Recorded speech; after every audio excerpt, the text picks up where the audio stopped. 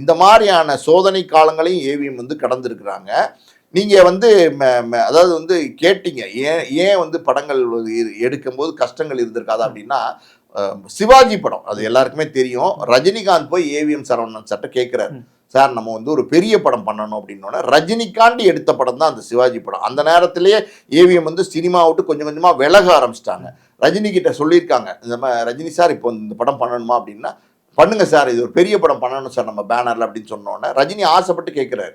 Okay okay sir, உங்களுக்காண்டி நாங்கள் பண்ணுறோம் அப்படின்னு சொல்லிட்டு சங்கரை கமிட் பண்ணுறாங்க, அந்த படத்தை பண்ணுறாங்க. சங்கரை பொறுத்த வரைக்கும் எப்படின்னா, அவர் ஒரு பிரம்மாண்ட இயக்குனர், அவர் நம்ம தப்பு சொல்ல முடியாது.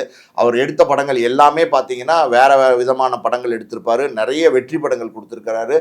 அவருடைய படமே வந்து பிரம்மாண்டமாக இருக்கும். அவருடைய படம்னா பட்ஜெட் என்னன்னே தெரியாது, எந்த பட்ஜெட்டில் முடிப்பார்னு தெரியாது, ஸ்கிரிப்ட் என்ன மாதிரி வேணாலும் ட்ராவல் பண்ணும், அதுக்கு காசு போட்டு தான் அவருடைய தயாரிப்பாளர்லாம் எடுத்திருக்கிறாங்க. அந்த மாதிரி வந்து சிவாஜி படம் எடுக்கும்போது அவர் ஒரு பட்ஜெட் ஒன்று சொல்லியிருக்காரு ஏவிஎம்கிட்ட, இதுக்குள்ள முடிப்பேன்.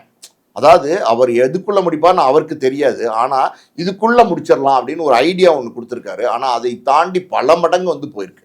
பிளானிங் இல்லாமல் நினச்சதை எடுக்கிறது, நினச்ச மாதிரி எடுக்கிறது, அது எடுக்கிறத வந்து வேணான்னு யூஸ் பண்ணாமல் தூக்கி போடுறது, நிறைய நாள் எடுக்கிறது, நிறைய ஃபிலிம் ஷூட் பண்ணுறது, அது இதுன்னு சொல்லிட்டு அந்த சிவாஜி படம் எடுத்தாங்க இல்லையா, அதில் வந்து அவங்களுக்கு கொஞ்சம் மனசில் கொஞ்சம் வருத்தம். அதாவது வந்து அவங்கள பொறுத்த வரைக்கும் சம்சாரம் அது மின்சாரம், முந்தானை முடிச்சு, முரட்டுக்காலை, அதே மாதிரி வந்து சகலகலா வல்லவன், இப்படி வந்து பிளானிங்கில் படம் எடுத்தவங்க.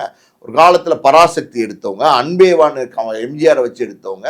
ஸோ பெரிய பெரிய ஹீரோஸ் எல்லாருமே கையாண்டுருக்காங்க. இன்னும் சொல்லப்போனால் 5 ஹீரோஸ் அவங்களுடைய பேனரில் ஒர்க் பண்ணியிருக்காங்க. அண்ணா ஒர்க் பண்ணியிருக்காரு, கலைஞர் ஒர்க் பண்ணியிருக்காரு, எம்ஜிஆர் ஒர்க் பண்ணியிருக்காரு, ஜெயலலிதா அம்மையார் ஒர்க் பண்ணியிருக்காங்க, நம்ம என்டி ராமாராவ் ஒர்க் பண்ணியிருக்காரு.